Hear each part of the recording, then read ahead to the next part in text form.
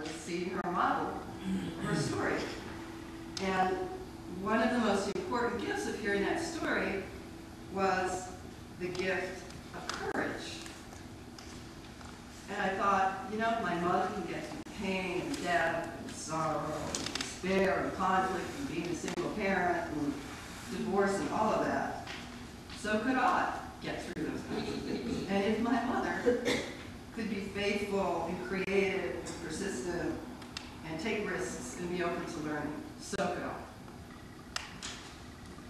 And we are part of a faith tradition that treasures stories. And so is Jesus. And that tradition is the Jewish tradition. And that tradition begins with a story. And we all know that story. And it's the story of what? Exodus. Go back and we'll find it. It's the story of the creation. Okay? And in that tradition, this telling and retelling of stories, okay, is a way for the community to wrestle with its key symbols. And those key symbols were the character of God. What is God like? Okay. The people of Israel, the community, and then the complicated relationship between the two. There was conflict, there was rebellion, there was redemption, there was exile, all of that was part of that story. And we know many of these stories. The creation, Joseph and his brothers, and one of the most powerful stories that come into the world is probably the story of the Exodus. Okay. And stories and memory have really knit together people from the Jewish tradition. What do they do at Passover? They retell that story. And then they point to the future and say, next year in Jerusalem, they're going to tell that story again if they're there. But if they're not, they're going to tell it out wherever they are with that community. And Jesus was a Jew. And Jesus was a masterful storyteller.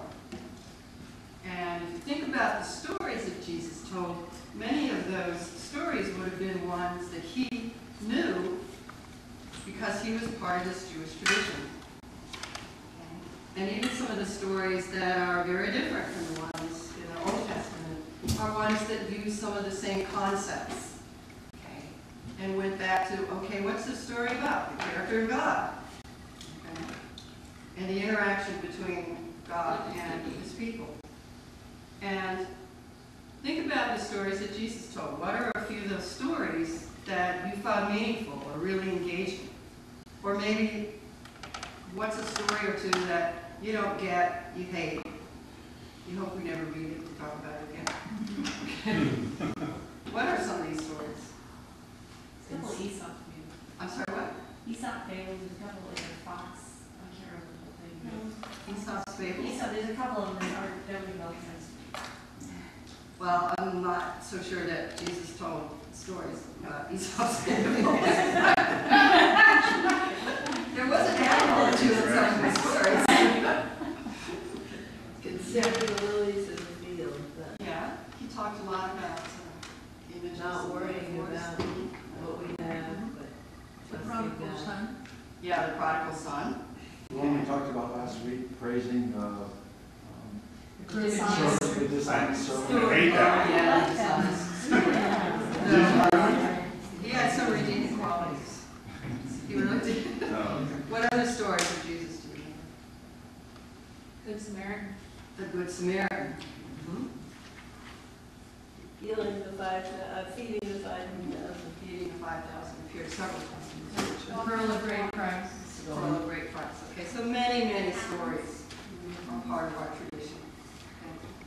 Okay. And before we actually look at today's stories, I just wanted to kind of mention for a few minutes what a story actually is.